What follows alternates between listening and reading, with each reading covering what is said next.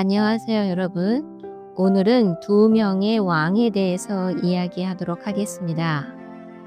히스기야 왕이 세상을 떠나자 그의 아들 므낫세가 왕위에 올랐어요.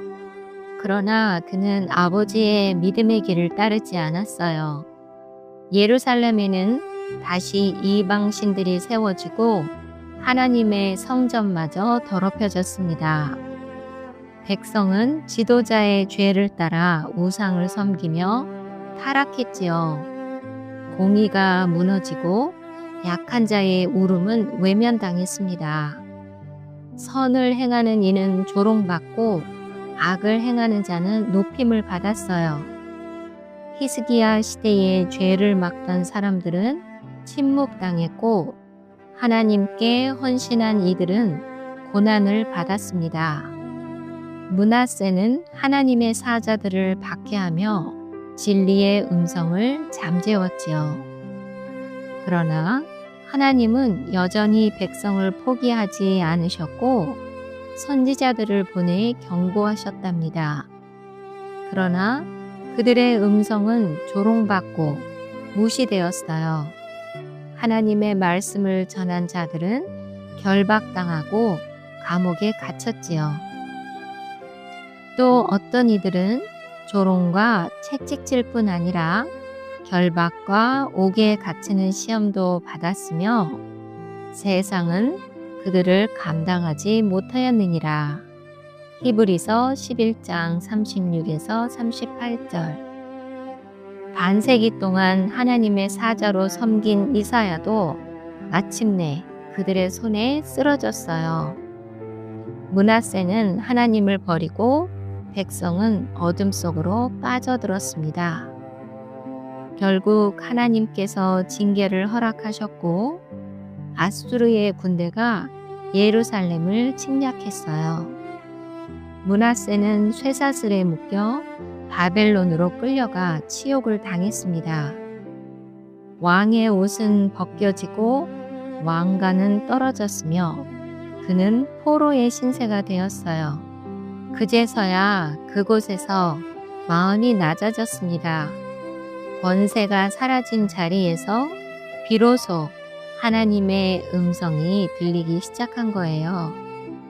므낫세는 무릎을 꿇고 눈물로 회개하며 기도했습니다.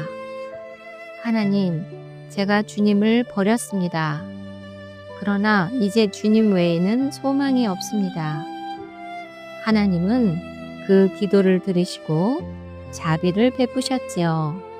역대하 33장 12, 13절.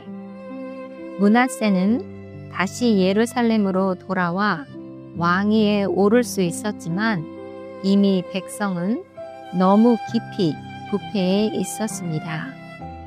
수십 년간의 죄가 백성의 마음을 완전히 굳게 만든 거예요. 우상 숭배의 습관은 그 뿌리가 깊었고 많은 이들은 다시 일어나지 못했습니다. 므낫세는 남은 생애 동안 하나님을 경외하며 살았지만 그의 악한 영향은 쉽게 사라지지 않았어요. 므낫세가 세상을 떠난 뒤 아들 아몬이 22살에 왕위에 올랐습니다. 그러나 그는 아버지의 후반이 아닌 초년의 악한 길을 따랐어요.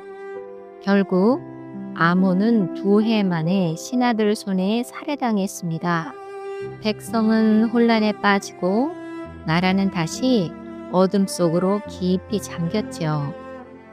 그때 8살의 어린 소년 요시야가 왕이 되었습니다. 열왕기하 22장 2절. 어린 요시야는 놀랍게도 어릴 때부터 하나님을 경외하는 마음이 있었어요. 그는 아버지의 길을 따르지 않고 다윗의 길을 따르기로 결심한 거예요.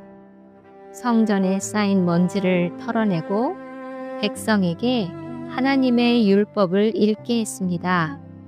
요시야의 시대는 어둠 속의 한 줄기 빛처럼 아름다웠어요. 백성은 오랜만에 하나님의 말씀을 들으며 눈물을 흘렸지요. 그는 온 힘을 다해 개혁을 이루고 나라를 새롭게 세웠답니다. 요시아의 시대에 10지파는 이미 흩어져 있었고 유다와 베냐민만 남아 있었어요. 선지자 하박국은 이때 하나님의 뜻을 구하며 부르짖었습니다. 주여, 어찌하여 악한 자가 형통하고 의인이 고난을 받습니까? 그때 하나님께서 응답하셨지요. 하박국 2장 4절. 의인은 그의 믿음으로 말미암아 살리라. 하박국은 이해되지 않는 현실 속에서도 믿음을 붙잡았어요. 그는 하나님께서 공의로 세상을 심판하실 것을 믿었고 결국 예수 그리스도의 재림 때 그 말씀이 완전히 이루어질 것을 바라보았습니다. 같은 시대에 스바냐 선지자도 하나님의 말씀을 전했어요. 그는 하나님의 심판이 임박했음을 경고하며 회개하는 자에게 구원의 길을 전했답니다. 스바냐 2장 3절. 여호와를 찾으며 그의 공의를 구하라. 그리하면 여호와의 진노의 날에 숨김을 얻으리라. 그는 백성에게 은혜의 문이 아직 닫히지 않았다고 외쳤어요. 하나님은 여전히 회개하는 자를 기다리고 계셨습니다. 므낫세의 교만은 나라를 무너뜨렸지만 그의 회개는 하나님의 자비를 드러냈습니다. 요시아의 순종은 어둠 속에서도 희망의 불빛이 되었지요. 하나님은 언제나 돌아오는 영혼을 용서하시며 자비로 맞아주시는 분이셨어요. 하나님께서 구하시는 제사는 상한 심령이라. 시편 51편 17절. 그분의 은혜는 인간의 죄보다 깊었고 그 사랑은 한 번도 변한 적이 없었답니다.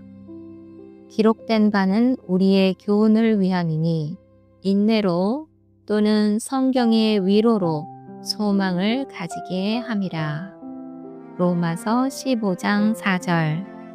하나님은 인내하셨고 사람은 하나님의 사랑으로 새 힘을 얻었어요. 요시아는 백성을 모아 율법책을 읽게 했습니다. 사람들은 통곡하며 회개했고 예루살렘에는 오랜만에 하나님의 임재가 느껴졌지요. 하나님은 그들을 버리지 않으셨고 여전히 사랑하셨습니다. 내가 영원한 사랑으로 너를 사랑하였고 인자함으로 너를 이끌었다. 예레미야 31장 3절. 요시아의 생애는 짧았지만 그의 믿음은 길게 빛났답니다. 그는 하나님을 사랑했고 그분의 뜻에 순종했어요. 결국 전쟁터에서 생을 마감했지만 그의 이름은 신실한 왕으로 기억되고 있습니다. 그의 삶은 우리에게 한 가지 진리를 남겼어요. 하나님을 경외하는 마음은 어떤 세대에서도 희망이 된다는 사실이었습니다. 함께 기도할까요? 주님, 우리가 므낫세처럼 교만하여 주님을 잊을까 두렵습니다. 저희에게 겸손한 마음을 허락하시고 요시아처럼 주님의 말씀을 사랑하고 그 말씀에 즐겨 순종하게 해주세요.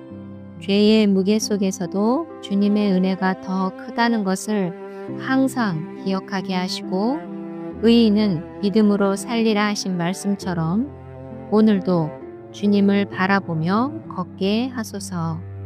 예수님의 이름으로 기도드립니다. 아멘.